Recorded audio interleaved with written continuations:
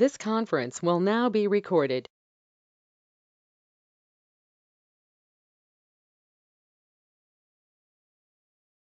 Welcome to Dr. TSPR show. నేను మీ doctor Thangella Shivaprasad Reddy alias doctor TSPR. నమస్తే, ఆదాబ్, హలో. ప్రతి శనివారం 24 వారాలు అయిపోయింది. ముఖ్యమంత్రిలో మార్పు ఉంటుందా? ఏ పార్టీకి శత్రుత్వంగా లేకుండా ఎందుకు మనం ఈ 24 వారాలు శనివారాలు కంటిన్యూస్గా చేసుకుంటూ వచ్చాం.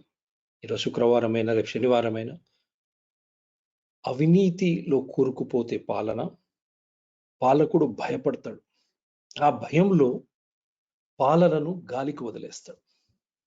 తనను, తన కుటుంబాన్ని, తన మంత్రులను రక్షించుకునే ప్రయత్నమే జరుగుతుంది తప్ప మిగతా అంశాలకు ప్రాధాన్యత ఉండదు అనేది మన సాటర్డే స్పెషల్ షో సారాంశం. ముఖ్య అతిథులు, చాలా మంది విశిష్ట అతిథులు రావడం, వారు కూడా తమ అమూల్యమైనటువంటి అనుభవాన్ని క్రోడీకరించి ఆ షోకు అనుబంధంగా అవినీతికి ఆధారాలతో బయట పెట్టడం, పాలన ఏ విధంగా అస్తవ్యస్తమై ఇంటర్మీడియట్ విద్యార్థినుల ఆత్మహత్యలు, Telangana state road transport corporation ఆత్మహత్యలు, మధ్యలో రైతులది చెప్పనవసరం లేదు, ఆ మధ్యలో డెంగీ మరణాలు, సాక్షాత్తు ఖమ్మం జ్యుడిషియల్ ఆఫీసర్ కూడా డెంగీకి బలి కావడం, అదేవిధంగా పట్టభద్రులైనటువంటి నిరుద్యోగులు ఆత్మహత్యలు చేసుకోవడం, ఇవి చాలనక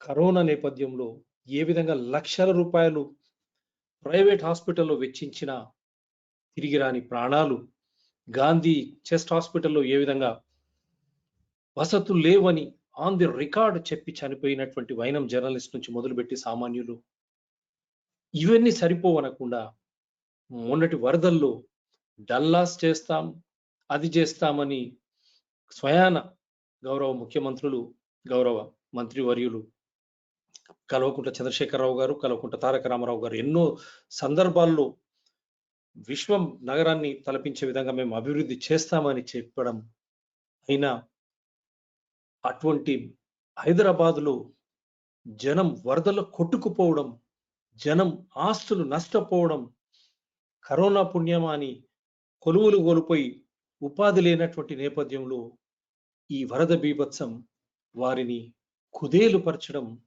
ఇవన్నీ కూడా మనం చూస్తూ వచ్చాం. దాని ప్రతిఫలమే దుబ్బాక జిహెచ్ఎంసీ ఎన్నికల్లో ఏమైందో చూసాం.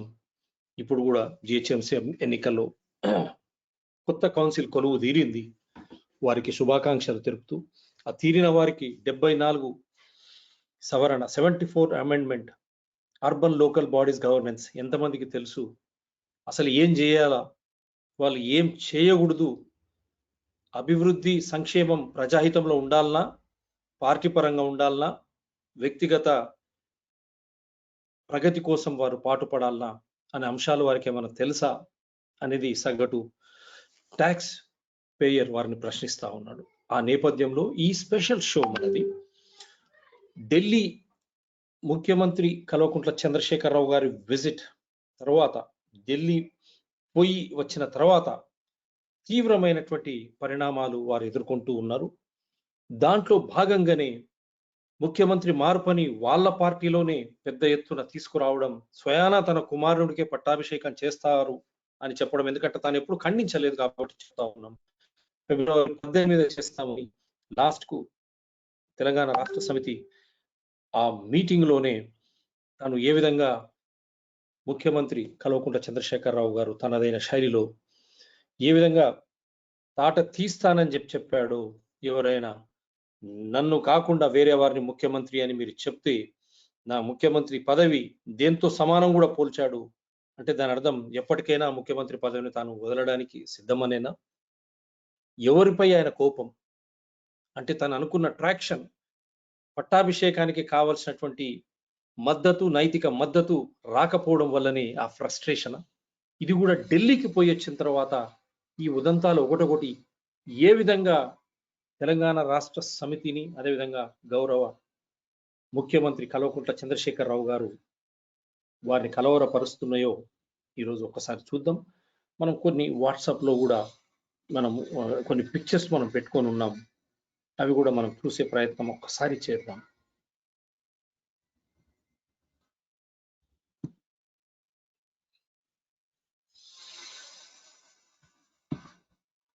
ఇక్కడ మన షో ఎప్పుడు కూడా ఆధారాలతో రన్ అయ్యేటువంటి షో ఇది.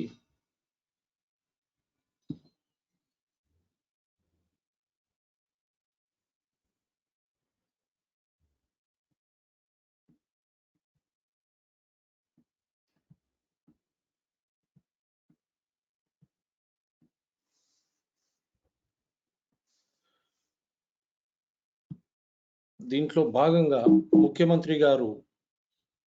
గౌరవ ముఖ్యమంత్రి గారు ఢిల్లీ టూర్ విజువల్స్ కూడా మీకు స్క్రీన్ పై వారు ఢిల్లీకి వెళ్ళినటువంటి సందర్భం, దాన్ని కూడా మనం పెద్దగా చేసేటువంటి ప్రయత్నం చేద్దాం.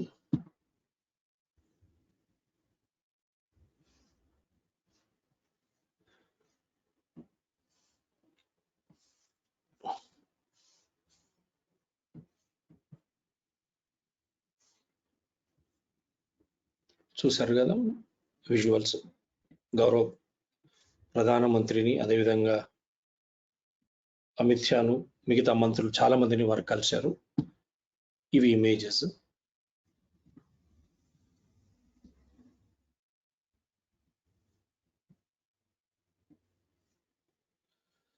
ఒక సెకండ్ దీన్ని మనం పైన పెట్టుకునే ప్రయత్నం చేద్దాం. సో దీని తర్వాత విజువల్స్ మనం చూద్దాం. వారు అక్కడి నుంచి తిరిగి రాకముందే ఎప్పుడు లేని విధంగా ఈసారి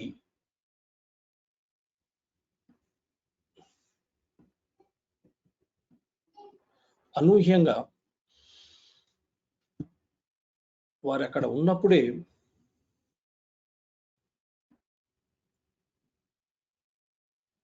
అనూహ్యంగా బండి సంజయ్ కుమార్ ఎంపీ బీజేపీ రాష్ట్ర అధ్యక్షులను మోడీ, అమిత్ షా ఢిల్లీకి పిలిపించుకోవడం, తర్వాత అక్కడనే నేషనల్ మీడియాకు ఏమని స్టేట్మెంట్ ఇచ్చారో ఒకసారి చూద్దాం. KCR's Delhi trips will back fire బండి, నేషనల్ మీడియాలోనే చెప్పడం జరిగింది. ఏం చెప్పాడైనా? BJP State President Bandi Sanjay on Monday said that the center would not forgive Chief Minister K. Chandrasekhar Rao even if he sought penance by prostrating and bowing before the Prime Minister.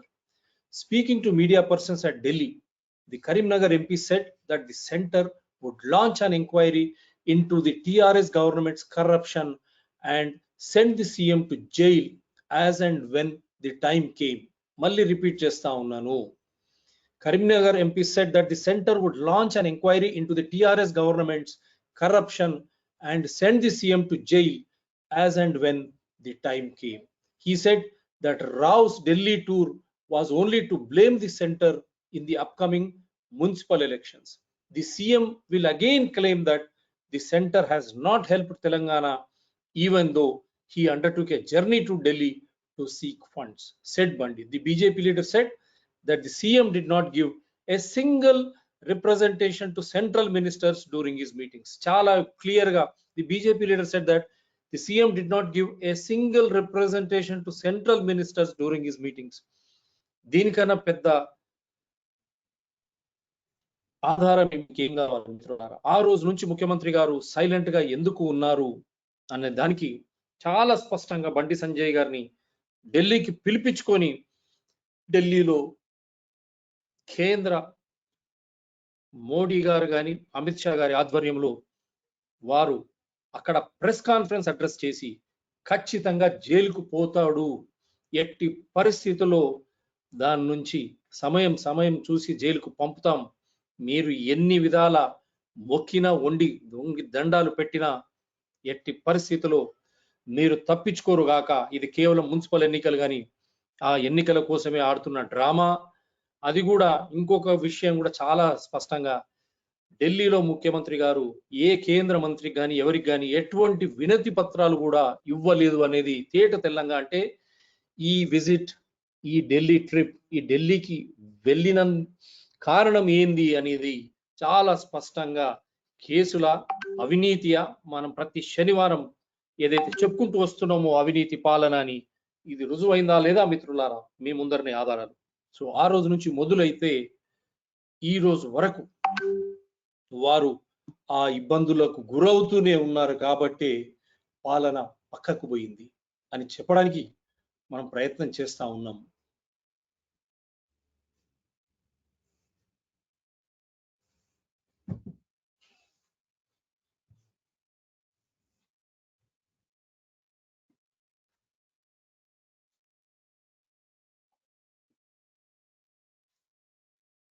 ఎందుకంటే ఇవన్నీ కూడా మనం మొదటి నుంచి చెప్పుకుంటూ వచ్చాం. ఆయన మొదటి నుంచి చెప్తూ ఉన్నారు బండి సంజయ్ గారు. కానీ అశ్వమేధాలు కానీ మిగతాతో ఢిల్లీ ట్రిప్ కాగానే గౌరవ ముఖ్యమంత్రి గారు పెద్ద ఎత్తున ఆయన ప్రెస్ కాన్ఫరెన్స్లు కానీ అది పెట్టి మేము ఇది చేసాం అది చేసాం అని చెప్పుకునే వ్యక్తి ఈరోజు ఏం మాట్లాడని ఒక దుస్థితిలో ఎందుకు ఉన్నాడు అనడానికి నేను మీకు చెప్పడం జరుగుతూ ఉంది. అదేవిధంగా వారు చాలా స్పష్టంగా, ఎందుకంటే దీనికి కొనసాగింపుగానే CM in 40,000 crores KLIA scam ఎల్ఎజెస్ నడ్డా, మనం ప్రతిసారి అది ఆగస్టు 2020, దానికి అనుగుణంగానే బండి సంజయ్ గారి స్టేట్మెంట్ ఉందా? దాన్ని పలికించింది స్వయాన ప్రధానమంత్రి మోడీ, గృహశాఖ మంత్రులు అమిత్ షా గారేనా? సీఎం కేసీఆర్ ఢిల్లీ నుంచి రాకముందే అక్కడ ప్రెస్ కాన్ఫరెన్స్ పెట్టడం దేనికి సంకేతం? ఒకసారి మనం मंच पर वहां लक्ष्मण जी बैठे हैं, संजय बंडी जी बैठे हैं, उनको याद होगा कि उनके साथ मैं चुनाव के प्रचार में जाया करता था और तब मैं कहा करता था कि यह सरकार ने 6 साल पहले कहा था कि हम 7 लाख गरीबों के लिए घर बनाएंगे और आज पिछले 1 साल से हो गए मुझे बोलते हुए 50,000 से ज्यादा एक भी घर नहीं बन पाया है। क्या केसीआर जवाब देंगे इस विषय का?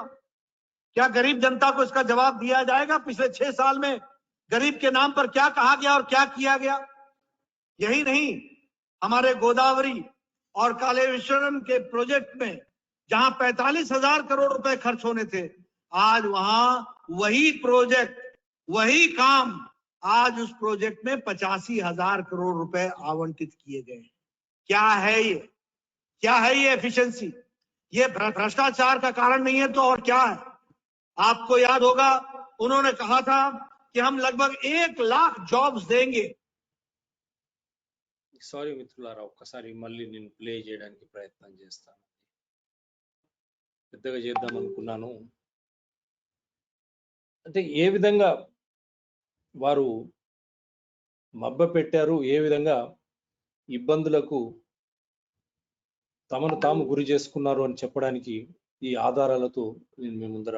मंच पर वहां लक्ष्मण जी बैठे हैं, संजय बंडी जी बैठे हैं, क्या जवाब देंगे इस विषय का? क्या गरीब जनता को इसका जवाब दिया जाएगा? पिछले 6 साल में गरीब के नाम पर क्या कहा गया और क्या किया गया? यही नहीं, हमारे गोदावरी और कालेश्वरम के प्रोजेक्ट में जहां 45,000 करोड़ रुपए खर्च होने थे, आज वहां वही प्रोजेक्ट, वही काम, आज उस प्रोजेक्ट में 85,000 करोड़ रुपए आवंटित किए गए। क्या है ये? क्या है ये एफिशिएंसी? ये भ्रष्टाचार का कारण नहीं है तो और क्या है? आपको याद होगा उन्होंने कहा था कि हम लगभग 1 लाख जॉब्स देंगे, 1 लाख लोगों को नौकरी देंगे। 6 साल हो गए हैं, किसी को नौकरी मिली है? जॉब्स के बगैर है। और ये सरकार सोई हुई सरकार है, विकास बिल्कुल ठप है, कोई पैसा डेवलपमेंट के लिए आवंटित नहीं है, लोगों को गुमराह करके ये सरकार चल रही है। मित्रों, भारतीय जनता पार्टी का एक एक कार्यकर्ता तेलंगाना का, आपको मैं निवेदन करना चाहूंगा, तेलंगाना की जनता चाहती है कि कमल खिले। तेलंगाना సో ఇవన్నీ ఆధారాలతో బయట పెట్టడం జరిగింది. ముఖ్యమంత్రి కల్వకుంట్ల చంద్రశేఖరరావు గారు, దానికి మీరు ఏం జవాబు చెప్తారు? దాంట్లో భాగంగానే బండి సంజయ్ గారు మీరు ఢిల్లీ ట్రిప్ లో ఉండంగానే అవినీతి పట్ల మీపై వారు చేసిన వ్యాఖ్యలు, నడ్డా గారు చేసిన వ్యాఖ్యలు మీరు ఎందుకు ఖండించడం లేదు? అదేవిధంగా మనం ప్రతిసారి చెప్తా ఉన్నాం 18 అక్టోబర్ 2019 ఇది మెగానా ఏ కంపెనీ? పాలమూరు రంగారెడ్డి అదేవిధంగా కాళేశ్వరం లిఫ్ట్ ఇరిగేషన్ స్కీమ్ కానీ మిషన్ భగీరథలో ఈ కంపెనీ ఉందా? ఎందుకు జవాబు చెప్పడం లేదు? ఆధారాలతో బయట పెడతా ఉన్నాం మనం. ఇప్పటి వరకు దానిపై స్పందన లేదు. 18 అక్టోబర్ 2019 ఇన్కమ్ ట్యాక్స్ రేట్ ఏ కంపెనీపై జరిగింది? ఎందుకు మీరు స్పష్టంగా మాట్లాడడం లేదు, బయట పెట్టడం లేదు? అదేవిధంగా ఇది లేటెస్ట్ 12 జనవరి 2021 మీ ఢిల్లీ ట్రిప్ తర్వాత ఇది ఏ సంస్థలపై దాడి జరిగింది? ఈ సంస్థలు తెలంగాణలో ఉన్నాయా? దాంతో ప్రభుత్వ పాలకులకు సంబంధం ఉందా? So far documents evidencing in accommodation entries of more than 160 crore have already been found and seized. The SSS company has also admitted the same in its statement. Further investigation is in progress. Search and seizure action on 7/1/2021 based on investigation in income tax evasion using bogus subcontractors, shell entities, along with inquiries made relating to entities flagged for providing fake input tax credit. ముఖ్యమంత్రి గారి company మన దగ్గర ఉందా? 2019 ఇదో 2021 మధ్యలో కూడా 2000 ఒక క్షణం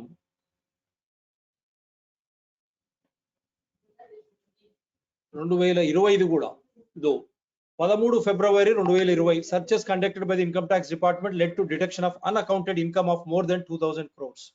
ఇవన్నీ ఏంటివి ముఖ్యమంత్రి గారు? ఈ కంపెనీలకు మన తెలంగాణకు సంబంధం ఉందా? మొదటి రోజు నుంచి మనం అడుగుతూనే ఉన్నాం. మీరు ఎందుకు నిశ్శబ్దం వహిస్తా ఉన్నారు? 2019 2020 2021 ఇన్కమ్ ట్యాక్స్ రేడ్లు మీరు ఢిల్లీ ట్రిప్ తర్వాత కూడా ఇన్కమ్ ట్యాక్స్ రేడ్ జరిగింది. ఆ రేడ్ ఎవరిపై జరిగింది? పాలకులకు సంబంధం ఉందా? ఖచ్చితంగా మీరు చెప్పాల్సినటువంటి బాధ్యత మీపై ఉంది.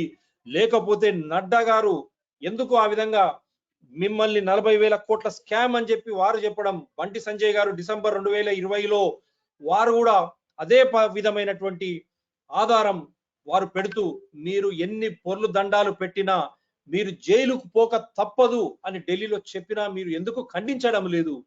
ఇదేనా మీ ఫ్రస్ట్రేషన్ కు? ఇదేనా మీరు ఈ విధంగా పెద్ద ఎత్తున అపోజిషన్ పార్టీని ప్రతిపక్షాలను బెదిరించడం, అదే విధంగా పట్టాభిషేకం జరపాలనే ఒక ఆలోచనలో అది కూడా ముందుకు పోకపోవడం వల్ల మీరు ఈ విధంగా బెదిరిస్తా ఉన్నారు? నిజమేనా? హద్దు మీరితే తొక్కేస్తాం కేసీఆర్ నిప్పులు, నల్గొండ జిల్లాకు సీఎం వరాల జల్లు. ఈ విధంగా మీరు మాట్లాడారు. అంతకుముందు ఏం మాట్లాడారు? మీరు మీ తెలంగాణ రాష్ట్ర సమితి దాంట్లో తృణపాయంగా నేను తీసి పడేస్తాను అంటే ఎప్పటికైనా మీరు తీసేస్తానని ఒప్పుకున్నారు. ఎప్పటికైనా మీరు అది వెకేట్ చేస్తానని ఒప్పుకున్నారు. కానీ దాంట్లో భాగంగానే మనం మొదటి నుంచి చెప్పుకుంటూ వచ్చినాం కాపోడు కాబోయే ముఖ్యమంత్రి అని. అది కూడా అరుణాచల్ ప్రదేశ్ మోడల్. 36 టిఆర్ఎస్ లో ఇద్దరు, బయట 38 22 కలిపితే 60. ఎందుకంటే ఈ ఆధారాలు మీరు చాలా క్లియర్ గా చూశారు. ఇన్కమ్ ట్యాక్స్ ఆధారాలు, రేట్లు. ఆ కంపెనీల జుట్లు ఢిల్లీలో వాళ్ళ చేతిలో ఉన్నప్పుడు అవే కంపెనీలు ఇక్కడ కాంగ్రెస్ ను కానీ ప్రతిపక్షాలైనటువంటి టీడీపీని కానీ తొక్కి ఆ ఎమ్మెల్యేలను వారి వైపు తీసుకోవడం జరిగింది. ఇప్పుడు అవే కంపెనీలు ఢిల్లీలో వారి జుట్లు ఢిల్లీలో వారి చేతిలో ఉన్నప్పుడు ముఖ్యమంత్రి గారు మీరు ఏం జవాబు చెప్పదలుచుకున్నారు? దాంట్లో భాగంగానే నా బండి సంజయ్ గారు మీరు ఢిల్లీ ట్రిప్ లో ప్రధానమంత్రి అమిత్ షాను కలిసే సమయంలోనే బండి సంజయ్ గారిని ఢిల్లీకి పిలిపించుకొని అక్కడ ప్రెస్ కాన్ఫరెన్స్ పెట్టించడంలో అర్థం ఇదేనా గౌరవ ముఖ్యమంత్రి గారు? అంటే మనం మొదటి నుంచి సాటర్డే ప్రతి శనివారం షో మనం చెప్తూ వస్తూ ఉన్నాం, అది నిజం కాబోతుందా? దాంట్లో భాగంగానే పట్టాభిషేకం అనే దీంట్లో వెనకాల పోవడం జరిగిందా? అదేవిధంగా తన సొంత పార్టీలో ఒకరు బంధువు, ఇంకొకరు పాతకాలం నుంచి ఉన్న వ్యక్తి, ఈ పార్టీ ఒక కుటుంబానికి సంబంధించింది కాదు, మేమందరం కష్టపడితే వచ్చిన పార్టీ అని వారు చెప్పుకున్నారు. కాబట్టి అక్కడ భయపడి అందుగురించే కొత్త సమీకరణలతో ప్రజలను అయోమయానికి గురి చేస్తూ మీరు ఇటువంటి నిర్ణయాలు తీసుకుంటున్నారా అనే అనుమానం కూడా అందరికీ వస్తా ఉంది. అదేవిధంగా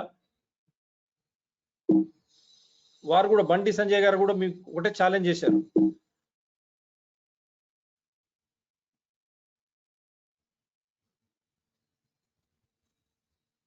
మీకు దమ్ముంటే చెప్పండి. The city of Hyderabad, ఇలా మొత్తం the city of వారు ఏం చెప్పారో ఒకసారి మనం. కేసీఆర్ కాళేశ్వరం పూజ to make KTR chief minister of Telangana says Bandi Sanjay Kumar.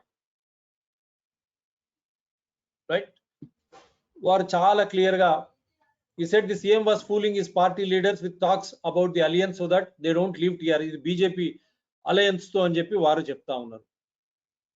వారు ఏం చెప్తా ఉన్నారు? Addressing Sanjay Kumar said it appears that KCR is asking his MLAs not to leave the party by claiming he has an agreement with BJP leaders in Delhi over an alliance. If so, does he have the guts to announce it openly? Sanjay Kumar went on to allege that the CM had also promised union portfolios to rebel MLAs opposing KTR's candidature for chief minister. The BJP will win the next general elections and it doesn't need any alliance with the TRS to emerge victorious, Sanjay Kumar said. He further said KCR should go for elections again if he wants to make his son the chief minister. The MLA supporting KTR's candidature for the chief minister would have floated a new party had they not been given portfolios in the state cabinet.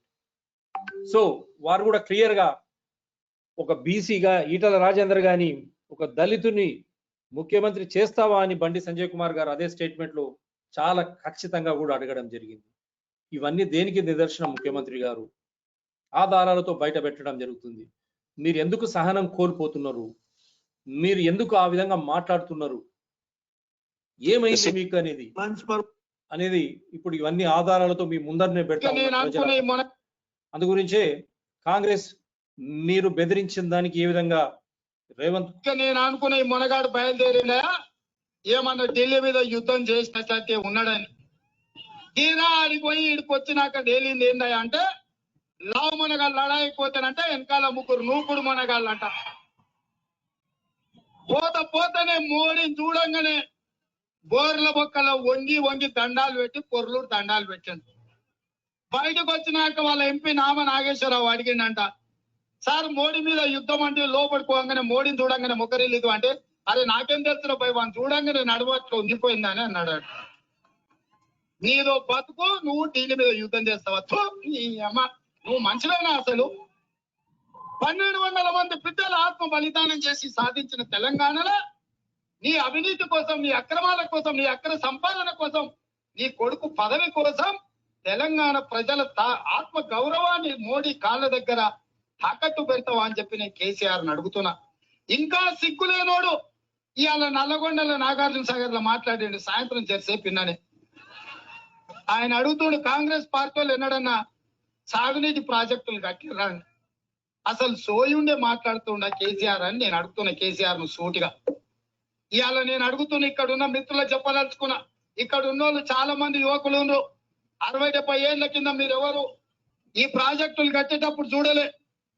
Nagarjuna Sagar కట్టింది కాంగ్రెస్, జూరాల కట్టింది కాంగ్రెస్, శ్రీశైలం కట్టింది కాంగ్రెస్, కల్వకుర్తి కట్టింది కాంగ్రెస్, కోయిల్ సాగర్ కట్టింది కాంగ్రెస్, నెట్టంపాడు కట్టింది కాంగ్రెస్, శ్రీరామ్ సాగర్ కట్టింది కాంగ్రెస్, పులిసింతల కట్టింది కాంగ్రెస్, తుంబుగూడెం కట్టింది కాంగ్రెస్, ప్రాణహిత చేవెళ్ళ ప్రారంభించింది కాంగ్రెస్.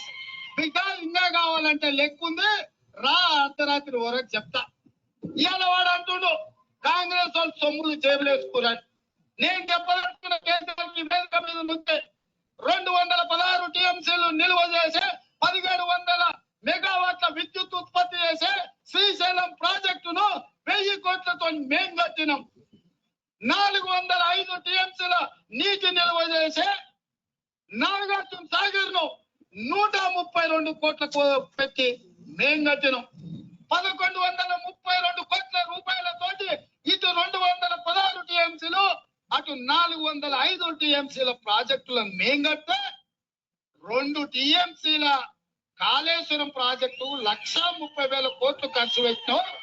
సిగ్గునోడా? నీకేమన్నా అర్థమవుతుందా నీ దోపిడీ ఎట్లుందో? మొత్తం మీరు అర్థం చేసుకున్నారు కదా. ఇదన్నీ కూడా ఎందుకంటే ఇవన్నీ మనం ఆధారాలతో ప్లే చేస్తా ఉన్నాం. సో ఇవన్నీ ఆధారాలు మీకు మీ ముందర పెడతా ఉన్నాను ప్రజలారా. అదేవిధంగా వారు ఏం మాట్లాడారో చూద్దాం. బీజేపీ తరఫున మనం మాట్లాడే భాషను డాక్టర్ టిఎస్పిఆర్ ఛానల్ కానీ షో కానీ వీరు మాట్లాడినా వారు మాట్లాడినా సమర్థించదు. ఎందుకంటే మనం సభ్య సమాజంలో ఉన్నప్పుడు భాష అనేది చాలా ముఖ్యం. వారు మాట్లాడారు కాబట్టి మేము మాట్లాడతాం అనే ధోరణి ఏదైతే ఉందో ఒకసారి మనం చూద్దాం. 134 గ్రామ పంచాయతీలు ఏవైతే ఉన్నాయో ఇవి ప్రతి గ్రామ పంచాయతీ ఇది తర్వాత వద్దాం. బీజేపీ పార్టీ వాళ్ళు కొత్త పిచ్చగాడు పొందగాడు అన్నట్టు నోటికొచ్చినట్టుగా మాట్లాడుతూ ఉన్నారు. మీలాగా మేము మెలిసిపడాలంటే మీలాగా మాటలు మాట్లాడాలంటే మాకు చేతగాక కాదు. మీకు ఈ రత్నాలు ఎంతమంది ఉన్నారు? పిడికెడు మంది లేరు. మేము ఎంతమంది ఉన్నాం? మేము నలుసు కూడా మీరు నష్టం కూడా మిగిలారు. దుమ్ము అయిపోతారు. కాబట్టి పిచ్చి పనులు చేయకుండా మీకేదైనా ఉంటే మీరు కూడా సభ పెట్టుకోవాలి, చెప్పాలి. ప్రజాస్వామ్యంలో తీర్పు ప్రజలు చెప్తారు. ఇక భారతీయ జనతా పార్టీ అంటే కొత్త పిచ్చగాళ్ళట. నువ్వు పుట్టకంటే ముందు, మీ అయ్య పుట్టకంటే ముందు పుట్టింది భారతీయ జనతా పార్టీ. మేమెందుకు కొత్త పిచ్చగాళ్ళం అవుతారా బేవుకు? మా మెంబర్షిప్ సంఖ్య ఎంత? మీ మెంబర్షిప్ సంఖ్య ఎంత? ఏం బాబన్న తుప్పుక్క నోమితే కొడకపోతాడు కొడుకు, అవునా కదా? భారతీయ జనతా పార్టీ మెంబర్లు అందరు తుప్పుక్క నోమితే కొట్టకపోతాడు. బిడ్డ మేమిద్దరం కలిసి నంచుకొని తినేస్తారు. నేను నాశనం అయిపోతారు. ఎవడు నాశనం అయిపోతాడు?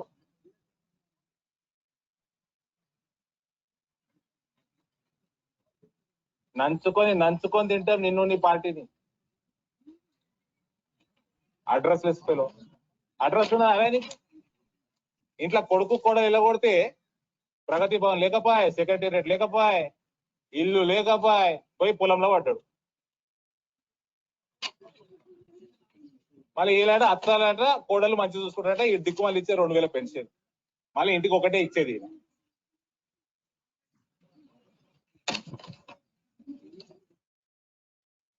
సో ఇది బీజేపీ రియాక్షన్, ముఖ్యమంత్రి గారు, గౌరవ ముఖ్యమంత్రి. కానీ మనం భాషను మనం ఎప్పుడు కూడా అదుపులో పెట్టుకోమని చెప్తాం ఎవరైనా కూడా. మళ్ళీ ఆలియాలో నల్గొండ జిల్లా ఇప్పుడు నాగార్జున సాగర్ ఎన్నికలు, ఖమ్మం ఎన్నికలు, వరంగల్కి ఎన్నికలు, మళ్ళీ అదేవిధంగా ఎమ్మెల్సీ ఆల్రెడీ ఎలక్షన్ కమిషన్ ప్రకటించడం కూడా జరిగింది. సో వాటి సందర్భంగా వారు మళ్ళీ ఒక ట్రిప్ వేశారు. గతం ఇదే విధంగా హుజూర్ నగర్ లో వారు ఏం చెప్పారో హాలియాలో కూడా అదే చెప్తా ఉన్నారు. హుజూర్ నగర్ లో చెప్పింది ఈ రోజు వరకు ఆచరణలో పెట్టారా గౌరవ ముఖ్యమంత్రిగా? మళ్ళీ ఇదే మాటలు మీరు అక్కడ మాట్లాడుతూ ఉన్నారు. ఈ విధంగా మీరు మాట్లాడుకుంటూ ప్రతిపక్షాలను అదేవిధంగా ప్రజలను తప్పుదోవ పట్టిస్తున్నారు అనేది సభ్య సమాజం మిమ్మల్ని ప్రశ్నిస్తా ఉంది. ఒక్కసారి ఇది కూడా మనం 134 గ్రామ పంచాయతీలు ఏవైతే ఉన్నాయో ప్రతి గ్రామ పంచాయతీకి 20 లక్షల రూపాయల చొప్పున ముఖ్యమంత్రి ప్రత్యేక నిధి నుంచి నేను మంజూరు చేస్తా ఉన్నాను, మనవి చేస్తా ఉన్నా. నల్లగొండ జిల్లాలోని ప్రతి గ్రామ పంచాయతీకి 20 లక్షలు ప్రత్యేకంగా మంజూరు చేస్తా ఉన్నానని చెప్పి మనవి చేస్తా ఉన్నాం. 7 మండల కేంద్రాలు ఉన్నవి.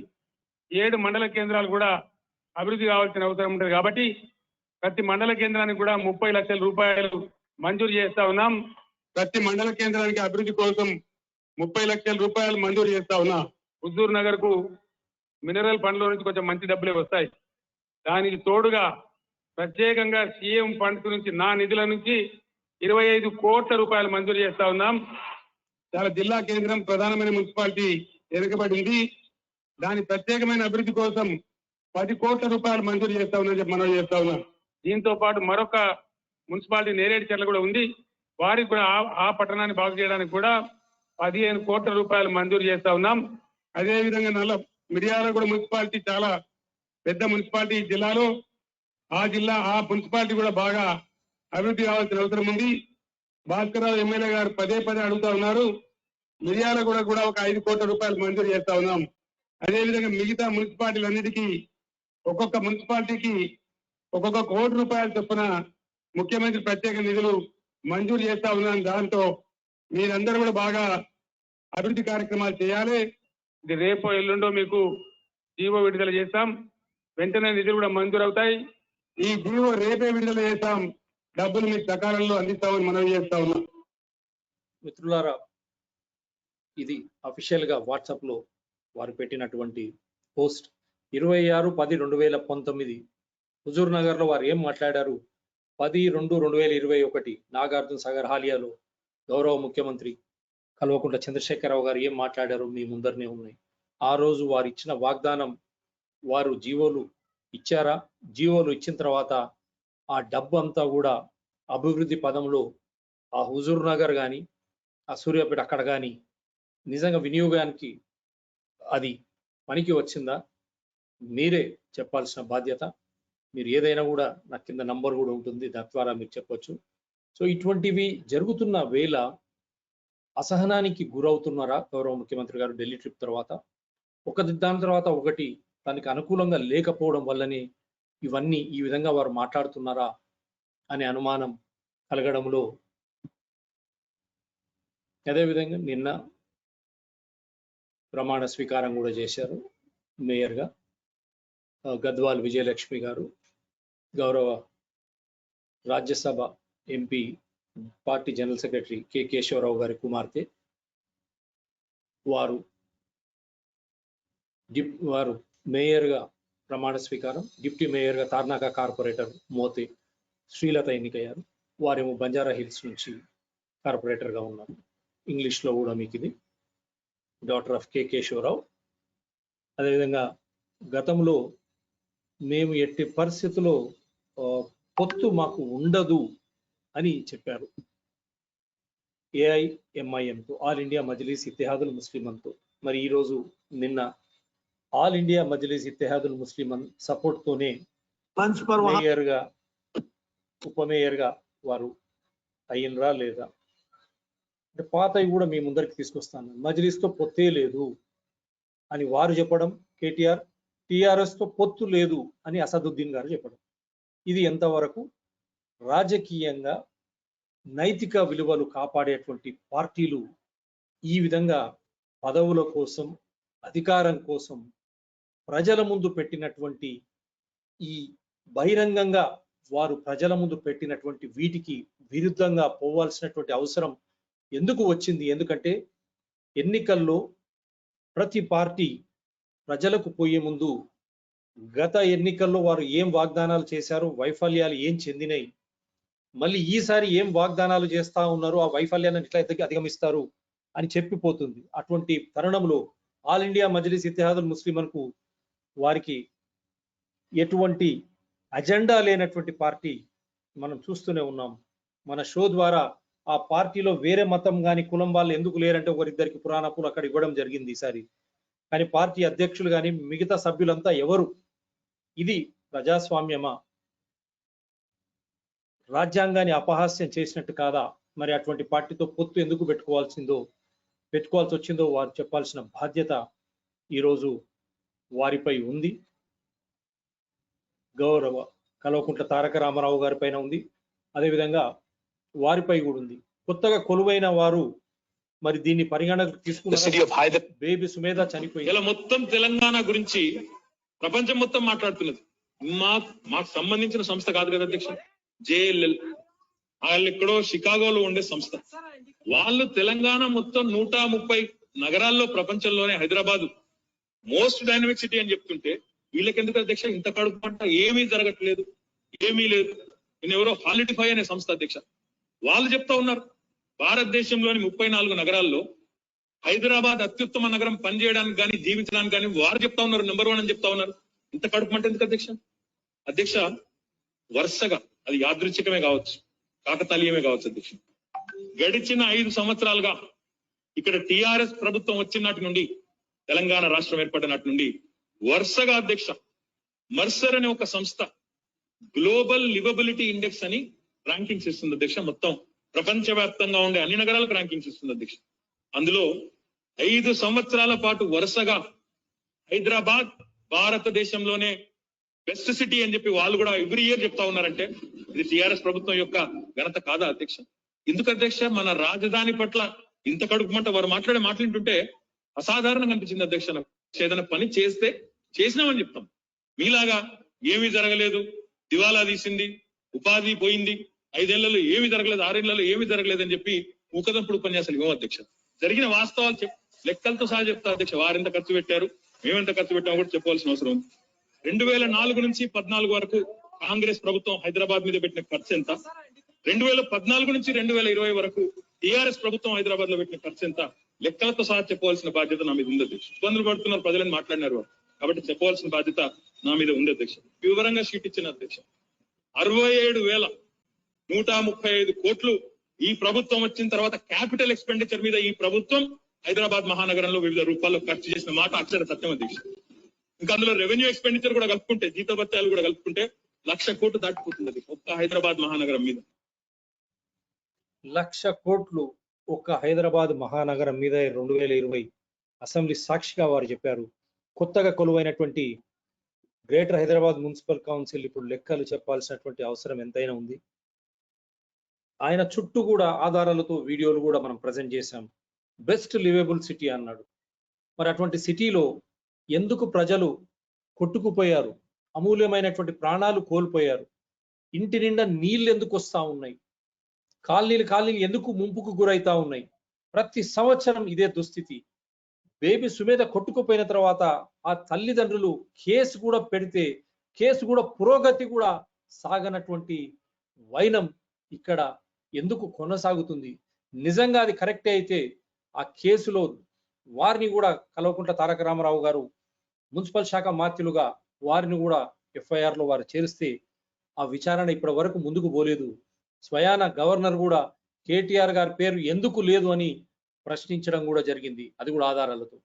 మీరు అన్నట్టు లివబుల్ ఇండెక్స్, జీవన ప్రమాణాలు పెరిగితే ప్రజల ప్రాణాలు ఎందుకు కోల్పోతా ఉన్నారు, ఇండ్లకు నీళ్లు ఎందుకు వస్తా ఉన్నాయి, కాలనీలు ఎందుకు మునిగిపోతా ఉన్నాయి, తీవ్రమైనటువంటి అస్వస్థతకు ఎందుకు గురవుతా ఉన్నారు ప్రజలు, చెప్పాల్సిన బాధ్యత మీపై ఉంది. కల్వకుంట్ల తారక రామారావు 1,00,000 కోట్లు మళ్ళా ఇష్టం వచ్చినట్టు పన్నులు పెంచడం దేనికి నిదర్శనం?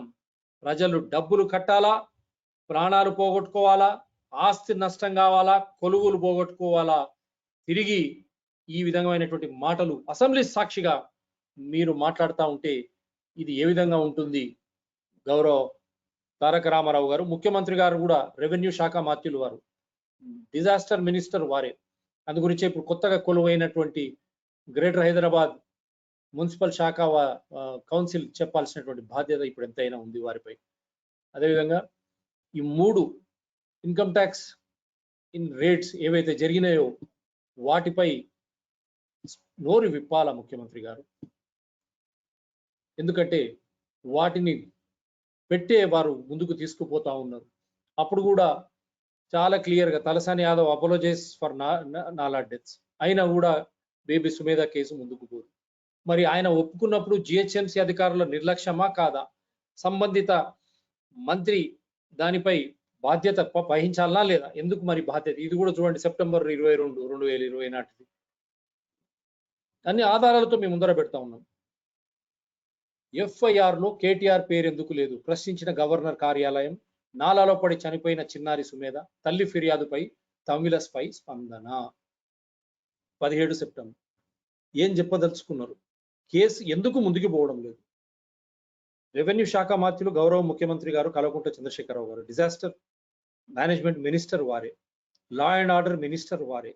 ఈ విధంగా సామాన్యులు ప్రాణాలు కోల్పోయి కేసులు పెడితే కనీసం పోస్ట్ మార్టం రిపోర్ట్ కూడా వారికి అందించినటువంటి వ్యవస్థ మన దగ్గర ఉండి వారు కోర్టుకు పోతే గాని ఏది కూడా ముందుకు పోవడం లేదు.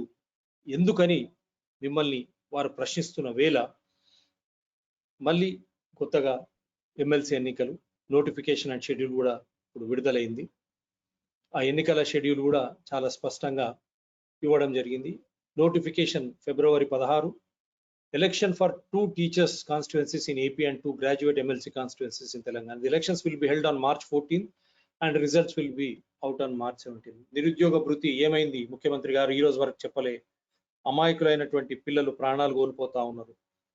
సో ఇవన్నీ ఆధారాలు. ఢిల్లీకి పోయి వచ్చినప్పటి నుంచి గౌరవ ముఖ్యమంత్రి కల్వకుంట్ల చంద్రశేఖరరావు గారు ఏ విధంగా అసహనానికి గురవుతా ఉన్నారు. మళ్ళా 12 జనవరి 2021 నాడు income tax press statement release కూడా చేసింది 7వ తారీఖు జరిగిన దారులపై.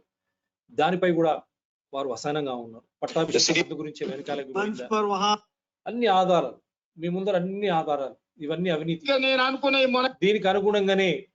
దీనికి అనుగుణంగానే బండి సంజయ్ గారు ఢిల్లీలో మాట్లాడిన మాటలు మీరు వంగి వంగి దండాలు పెట్టిన జైలు వాసం తప్పదు మీకు అని చాలా కరాఖండిగా చెప్పడం, దాన్ని మీరు ఖండించకపోవడం, అసహనానికి గురై వారిపై అవాక్కులు చవాక్కులు పేలుతున్నారనే ప్రతిపక్షం వారు ఏ విధంగా మిమ్మల్ని ఎద్దేవా చేశారో మనం ఆధారాలతో ఈరోజు చూసాం.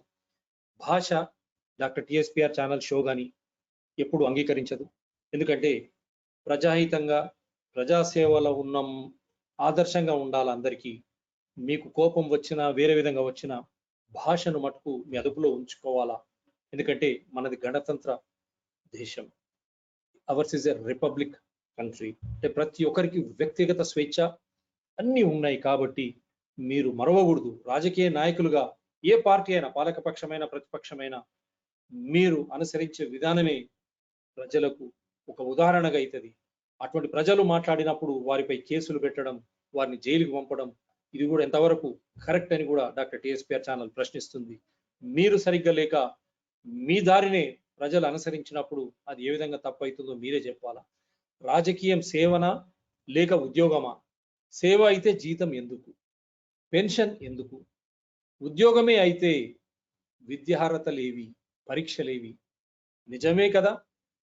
ఇది సగటు పౌరుడు, తెలంగాణ పౌరుడే కావచ్చు, ఆంధ్రప్రదేశ్ రాష్ట్రంలో పౌరుడే కావచ్చు, దేశ పౌరుడు ఈరోజు రాజకీయ పార్టీలను, రాజకీయ నాయకులను, రాజకీయ వ్యవస్థను, దానికి అనుబంధంగా సంక్షేమం, అభివృద్ధి పారదర్శకంగా జవాబుదారితనంతో చేపట్టాల్సినటువంటి అధికార గణాన్ని కూడా ఈరోజు సభ్య సమాజం ప్రశ్నిస్తున్న వేళనే మనం ఈ షో చేయడం జరిగింది.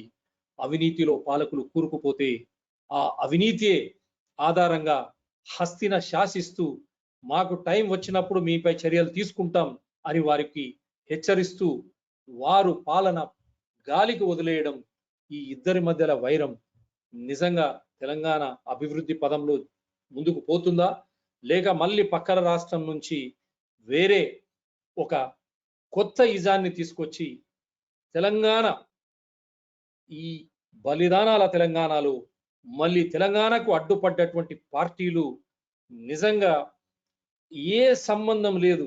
ఆ రోజు కాంగ్రెస్ పాలనలో ఉన్నటువంటి ముఖ్యమంత్రి పేరు ఈరోజు వేరే పార్టీ వేరే తరంగా తీసుకోవడం కేవలం తన పార్టీలో తన బంధువే కావచ్చు, ఇంకోరే కావచ్చు, ఎక్కడ ప్రతిఘటించి పెద్ద ఎత్తున ఎమ్మెల్యేలు తన నుంచి దూరం అవుతారా అనే అంశంపైయే పాలన కొనసాగుతుందా? అటువంటి నేపథ్యంలోనే ప్రజలు చనిపోయినా, ప్రజలు కొలువులు కోల్పోయినా, ప్రజలు ఆరోగ్యం అస్తవ్యస్తమైన, పిల్లల విద్య ఇష్టం వచ్చిన రీతిలో పోయినా, కనీస కావలసినటువంటి వసతులు లేనటువంటి విధంగా నగరాలు, పట్టణాలు, గ్రామాలు తయారైన కేవలం మాటల గారడితోనే ముందుకు పోవడం, కమిషన్లు వచ్చేటువంటి కాంట్రాక్ట్లు, తద్వారా తన ఎమ్మెల్యే గణాన్ని తనకు కావాల్సిన ప్రతి జిల్లాలో కావాల్సిన పార్టీ దాని దగ్గర పెట్టుకోవడానికి వాడడం, ప్రజలను విస్మరించడం, ఇది ప్రజాస్వామ్యంలో చెల్లుతుందా?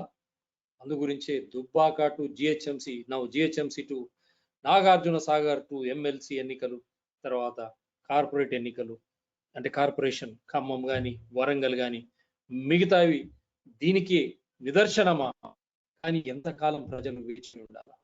ఢిల్లీ కూడా హస్తిన తప్పు చేసినప్పుడు ఆ తప్పును కప్పిపుచ్చేటువంటి నేపథ్యంలో పాలకులు ముందుకు పోతున్నప్పుడు వారిని శిక్షించకుండా కేవలం వారి సమయం కోసం ఎదురు చూడడం కూడా ప్రజలకు శాపమేనా అనే ఆలోచన కూడా ప్రజలకు కలుగుతుంది. కాబట్టి తక్షణమే రాజకీయ చైతన్యం, చతురతతో అవినీతి లేనటువంటి ప్రజాధనాన్ని ఆదర్శంగా, జవాబుదారితనంగా, పారదర్శకంగా ఇచ్చిన వాగ్దానాలకు అనుగుణంగా ఖర్చు పెట్టే విధంగా, ప్రశ్నించే వాడికి సరి అయిన రీతిలో జవాబిచ్చే విధంగా నిరసనలు కూడా వారు ఏదైతే నిరసిస్తారో ఆ నిరసనను కూడా వ్యక్తిగతంగా తీసుకోకుండా, కక్షపూరిత తీసుకోకుండా, పాలకులను ప్రశ్నించే విధంగా చూస్తూ వారికి జవాబిస్తూ ముందుకు పోయినాడే ప్రజలు అటువంటి పాలకులను, ప్రభుత్వాన్ని ఆశీర్వదిస్తారు. లేకపోతే మరో అంశంతో మీ ముందుకు doctor Thangella Sivaprasad Reddy alias doctor TSPR. నమస్తే, ఆదాబ్, హలో, సుఖ నిద్ర, శుభ రాత్రి.